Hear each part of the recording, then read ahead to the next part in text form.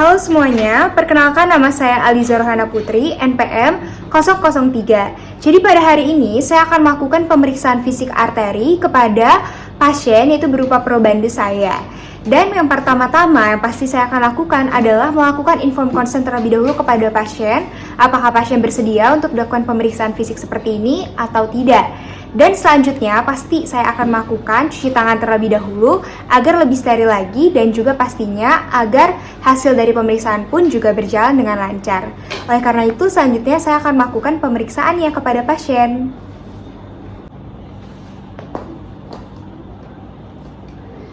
Baik, jadi di sini yang pertama-tama saya akan melakukan inspeksi terlebih dahulu. Nah, tetapi sebelumnya saya juga akan meminta pasien untuk berbaring dalam posisi supinasi di ranjang seperti ini.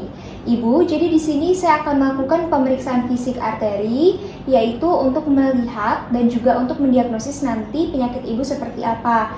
Dan saya akan melakukannya seprofesional mungkin. Apakah ibu bersedia? Bersedia. Baik. Nah, selanjutnya saya juga akan meminta pasien untuk mengekspos atau membuka area yang akan diperiksa, yaitu adalah pada bagian dari ujung kaki sampai dengan ke bagian pangkal pahanya. Nah, setelah itu saya akan berdiri tepat di dekat kaki pasien, dan juga saya akan melihat apakah ada perbedaan pada kedua ekstremitas atau kedua tungkai bagian bawah pada pasien ini. Dan juga saya akan melihat apakah ada atrofi atau tidak pada pasiennya, yaitu atrofi otot di bagian kakinya. Selain itu juga saya akan melihat bagaimana distribusi daripada pertumbuhan rambut pada kaki-kaki pasien ini.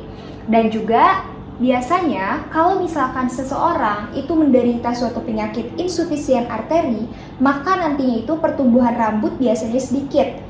Nah, selain itu pun juga saya akan melihat permukaan kulit pasien, apakah permukaan kulit pasien ini kering atau normal atau justru bersisik.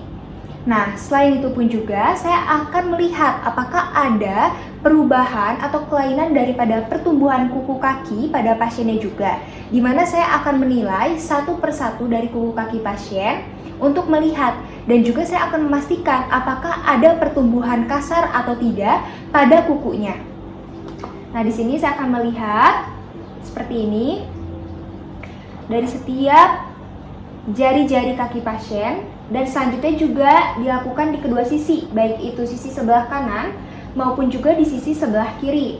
Nah, setelah saya selesai melihat, selanjutnya saya akan lebih memfokuskan lagi dan lebih menspesifikkan lagi ke arah gangren yang dikeluhkan oleh pasien, yaitu terdapat pada jari kedua dari kaki sebelah kanan pasien. Nah, bisa dilihat di sini bahwa ada warna kehitaman pada kaki pasien seperti ini. Nah, apabila dilihat di sini ada gangren dari pasiennya sendiri, maka saya akan melihat, dan juga pada bagian yang kehitaman ini saya akan melihat di daerah sekitarnya apakah ada tanda-tanda infeksi atau tidak. Misalnya, adakah tanda kemerahan atau tidak, adakah nanah atau tidak, atau di dekat gangren ini adakah bengkak atau tidak. Nah, setelah dilakukan inspeksi, selanjutnya saya akan melakukan palpasi. Ini kelihatan hidung. Nah, jadi selanjutnya di sini saya akan melakukan pemeriksaan berupa palpasi, di mana yang pertama-tama saya akan melakukan perabaan temperatur atau suhu pada kedua tungkai dengan menggunakan punggung tangan saya. Nah, di mana ini dimulai dari bagian kaki, yaitu, dan juga saya akan membandingkan secara langsung antara kaki yang sebelah kanan dengan kaki yang sebelah kiri. Saya akan menggunakan kaki yang normal terlebih dahulu, baru ke kaki yang terdapat gangrennya tadi, di mana dari mulai ujung kaki, dari bagian paling bawah dulu sampai dengan ke pangkal pahanya tadi. Seperti ini ya.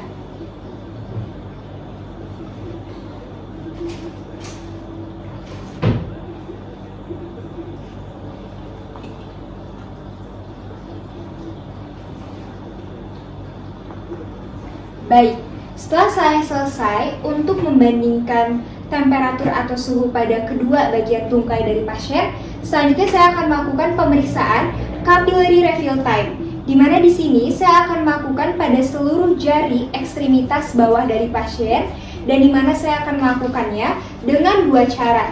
yaitu adalah dari bagian kuku atau dari bagian kulit. Dimana misalnya kalau bagian kuku pasien itu terlalu buruk untuk dilakukan pemeriksaan dan sulit untuk dilakukan pemeriksaan, maka saya akan menggunakan bagian skin ataupun juga kulit untuk memeriksa capillary refill time-nya. Dimana capillary refill time ini sendiri normalnya adalah kurang dari 2 detik. Saya juga akan memeriksa dari bagian kaki yang normal dulu, yaitu yang sebelah kanan, baru ke bagian kaki yang sebelah kiri.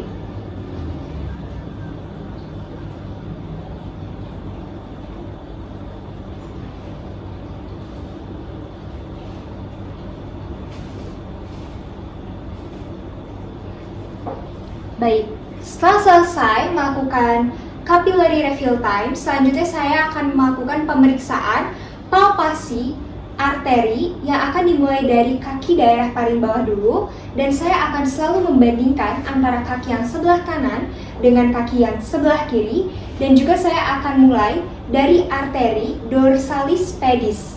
Dimana di sini saya akan mulai dari yang normal dulu kakinya, dan selanjutnya adalah ke bagian kaki yang gangren tadi. Nah, di mana untuk melakukan pemeriksaan arteri dorsalis pedis ini sendiri, saya akan meletakkan bagian dari jari tangan saya ini sendiri, yaitu pada bagian dari kaki pasien, di mana di sini tuh di antara jari ke-1 dan juga di antara jari yang ke sebelah 2. Nah, selain itu pun, setelah itu saya akan melakukan pemeriksaan lainnya. Nah, jadi di sini arteri dorsalis pedis dulu, dilakukan pemeriksaannya seperti ini.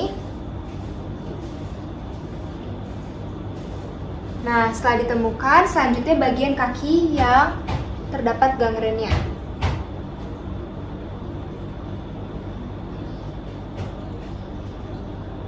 Baik, setelah selesai, saya akan melakukan pemeriksaan selanjutnya, yaitu adalah pemeriksaan arteri tibialis posterior, yang tepatnya berada pada bagian dari medial malleolus. Nah, di mana di sini saya akan menggunakan keempat jari tangan saya untuk dipegang nantinya ke bagian dari kaki pasien, dan juga saya akan menilai kekuatan pulsasi antara kaki yang sebelah kanan dengan kaki yang sebelah kiri. Dan selanjutnya setelah selesai, nanti saya akan melakukan perbandingan tadi dan juga akan melihat hasilnya. Nah, di mana di bagian sebelah sini untuk dari arteri bagian dari tibialis posterior. Seperti ini.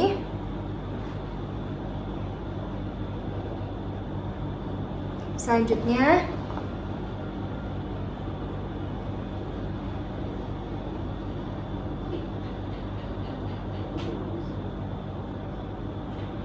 baik.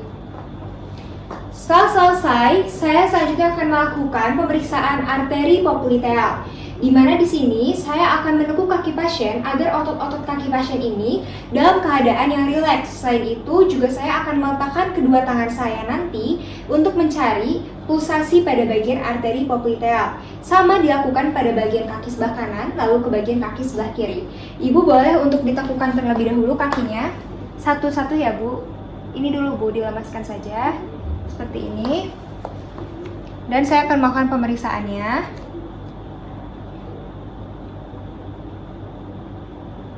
Satu lagi Bu, diluruskan lagi. Dilemaskan saja Bu.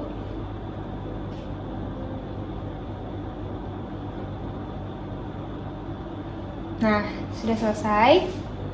Dan selanjutnya saya akan melakukan pemeriksaan berikutnya, yaitu adalah arteri femoralis, yang mana diperiksa di lipatan inguinal ataupun juga pada bagian groin.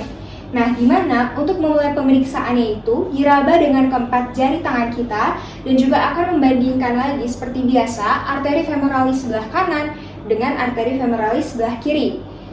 Baik, saya akan mencoba untuk memulainya.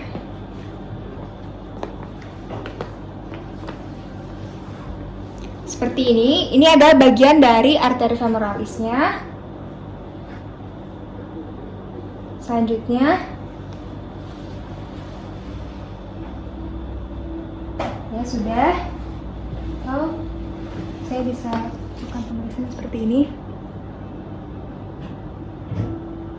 Ya, sudah selesai. Nah, selain itu, tidak lupa juga saya akan melakukan pemeriksaan pada bagian dari abdominal pada pasiennya itu sendiri. Nah, apalagi ini sangat penting untuk pemeriksaan pada usia lanjut, yaitu pemeriksaan aorta abdominalis di bagian dari abdomen pada pasien. Seperti ini. Baik, sudah selesai. Dan saya akan kembali lagi ke bagian kaki dari pasien, dan dimana di sini saya akan kembali untuk melihat lagi gangren pada kaki pasien ini sendiri, dan saya akan memastikan apakah ada nyeri tekan pada pasiennya sendiri atau tidak pada saat saya tekan. Ini sakit, Bu?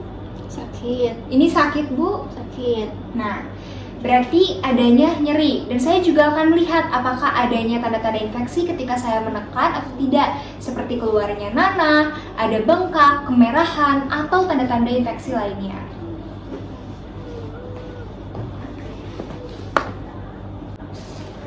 Baik, demikian saja hasil dari pemeriksaan fisik arteri pada pasien. Dan nantinya pasien akan diberitahukan mengenai hasilnya setelah hasilnya tersebut dicatat. Dan selanjutnya diberitahukan pastinya kepada pasien.